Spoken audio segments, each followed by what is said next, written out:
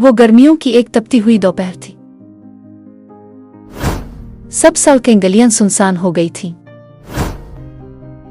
गर्मी की शिद्दत से बचने के लिए लोग अपने घरों में आराम कर रहे थे। ऐसे में अजीज की मंजिल में चंद बच्चे सीढ़ियों के नीचे घात लगाए बैठे थे। सबकी नजर में खिले दरवाजे पर लगी थी।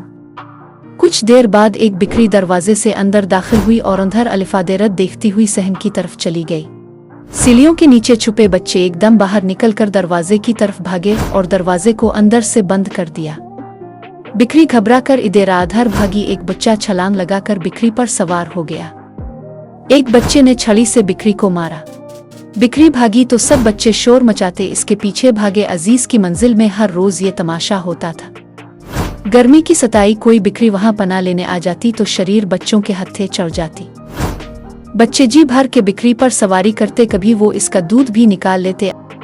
अजीजी मंजिल के सामने बड़ा सा प्लाट बरसों से खाली पड़ा था। अब यहाँ एक प्लाजा बन रहा था। बहुत से खाना बदोश यहाँ मजदूरी करते थे। उन्होंने खिले मैदान में अपनी झोंपड़ियां बना ली थीं। उन खाना बदोशों की औरतें भी मजदूरी करती। नंग धाड़नग बच्चे सारा दिन मैदान में खेलते रहते।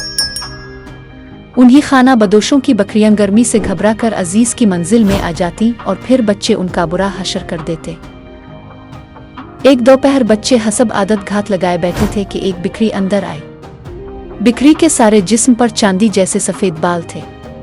बच्चों ने नारा लगाया और दो बच्चे आकते बिखरी पर सवार हो गए। एक बच्चे ने जैसे ही बिखरी की दाम पकड़ के जोर से खींची, बिखरी एकदम उछली। बिखरी के ऊपर बैठे दोनों के बच्चे गिर पड़े। अचानक बिखरी का कद बढ़ने लगा। देखते ही देखते बिखरी का कद एक गाय के बराबर हो गया। ये देखकर बच्चे खौफजदा हो गए और घबराकर वहां से भागना चाहा, मगर बिखरी ने किसी बच्चे को भागने का मौका नहीं दिया। इसने सर झुकाया और एक बच्चे को जोर से टुकर मार दी। बच्चे अलिफाचेल कर दूर जा गिरा। बिखरी ने अपनी अगली टंगों से दो बच्चों को धकेल दिया।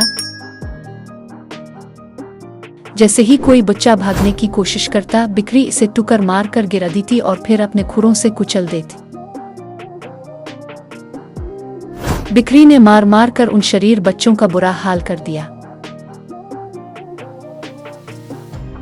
जब बच्चे पे दर पे लगने वाली चोटों से निढाल होकर गिर पड़े तो बिखरी का कद छोटा होने लगा। जब इसका कदाम बिखरी जितना हो गया तो वो चुपके से बाहर निकल गई। बच्चों की चीखें सुनकर घर के बड़े जाग उठे। जब वो वहां पहुंचे, बच्चे दर्द से करा रहे थे। बड़ों के पूछने पर बच्चे खौफ के मारे कुछ ना बता सके। जिस वक्त अजीजी मंजिल में ये तमाशा हुआ, कुछ रागीर महल्लेदारों ने एक सफेद दाढ़ी वाले बुजुर्ग को अजीजी मंजिल से निकलते देखा। उन बुजुर्ग के बाल चांदी की तरह सफेद थे। कोई नहीं जानता था कि ये बुजुर्ग कौन थे, मगर वो अजीज छोटी मंजिल के बच्चों को ऐसा सबक दे गए थे कि आइंदा वहां पनाह लेने वाली किसी बिखरी को किसी बच्चे ने तंग नहीं किया।